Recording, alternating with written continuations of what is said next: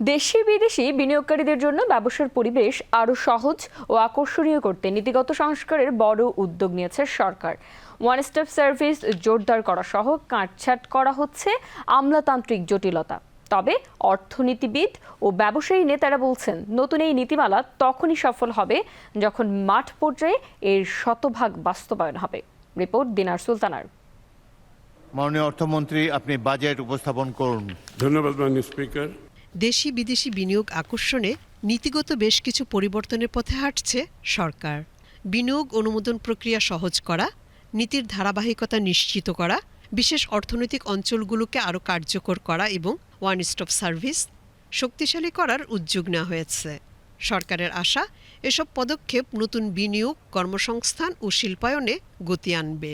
সরকার যে কর্মসংস্থান সৃষ্টির কথা বলছে, এটি করার অন্যতম এভিনিউ হচ্ছে এই এফডিআই বেস যদি আমরা ইন্ডাস্ট্রি করতে পারি, বাইরের একটা বড় বিনিয়োগকারীকে যদি আমরা নিয়ে আসতে পারি, ব্র্যান্ডিং কয়েকটা কোম্পানি এরকম আমরা যদি নিয়ে আসতে পারি, আমাদের যে ইকোনমিক জোন আছে সেখানে যদি আমরা তাদেরকে সার্ভিস ল্যান্ড থেকে আরম্ভ করে অন্যান্য সুযোগ সুবিধাগুলো দিতে পারি, তাহলে এটি আমাদের কর্মসংস্থান, আমাদের অর্থনীতিতে একটা বড় ধরনের ভূমিকা পালন করবে। তো সেই জন্য বাস্তবায়নটা আসলে খুবই ইম্পর্ট্যান্ট, যাতে অন্তত বিনিয়োগকারীরা তারা একটা সিকিউর ডেস্টিনেশন হিসেবে বাংলাদেশকে দেখতে পায়।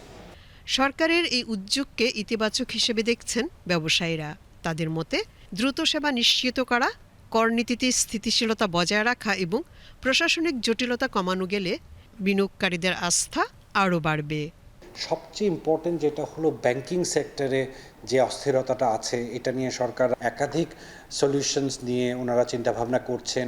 অভ্যন্তরীণ এবং বহিরাগত যে চ্যালেঞ্জের মুখে ব্যবসারা বিপদে পড়ে গেছে, এদের জন্য একটা 60,000 কোটি টাকার একটা প্রণোদনা প্যাকেজ করেছেন। এনবিআর এর একটা ডিজিটাল মুভ।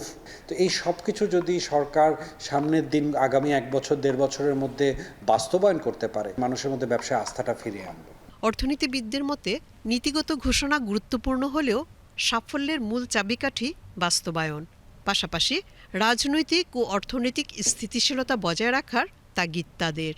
সমস্যাগুলি তো আমরা জানি, সরকারও জানে, সেজন্যই তো তারা কমিটমেন্ট দিয়েছে, কিন্তু কাজটা দেখাতে হবে, সেটাই হচ্ছে সবচেয়ে গুরুত্বপূর্ণ। বিনিয়োগের সাথে সব কিছু জড়িত। বিনিয়োগের ক্ষেত্রে যে বাধা নানান জায়গায় এবং অনেক দিন থেকে, এগুলো একটা ব্যাপক সংস্কার, ডিপ রিফর্ম, সেগুলো করতে হবে। না হলে আমরা কোনো প্রতিজ্ঞাটাই কিন্তু রাখতে পারবো না, কারণ একটার সাথে আরেকটা জড়িত। ইনভেস্টমেন্ট কর্পোরেশন অব বাংলাদেশের চেয়ারম্যান অর্থনীতিবিদ আবু আহমেদের মতে, বৈশ্বিক বিনিয়োগ প্রতিযোগিতায় এগিয়ে থাকতে হলে আমলাতান্ত্রিক জটিলতা কমানো, দ্রুত সিদ্ধান্ত গ্রহণ, ব্যাংক ঋণের সুদহার যৌক্তিক পর্যায়ে আনা এবং অবকাঠামো ও সরকারি বিনিয়োগ আরও শক্তিশালী করা এখন সময়ের দাবি।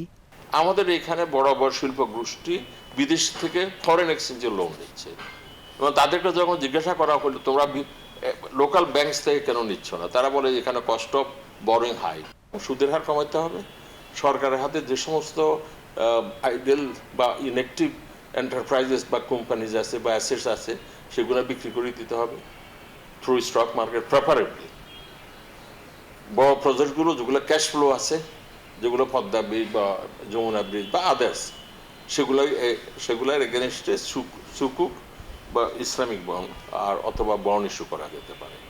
এসব যদি না করি, শুধু আমরা বসেই আমি থাকলাম, ইকোনমি অন চলবে না। সত্য কথা বলতে কি, ইকোনমি চলতে হবে, সরকারকে লিড দিতে হবে, না হলে প্রাইভেট সেক্টর কখনোই এগিয়ে আসবে না।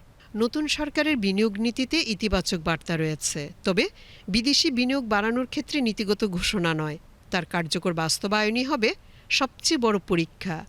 এমনটাই অভিমত সবার। দিনার সুলতানা, বিটিভি নিউজ।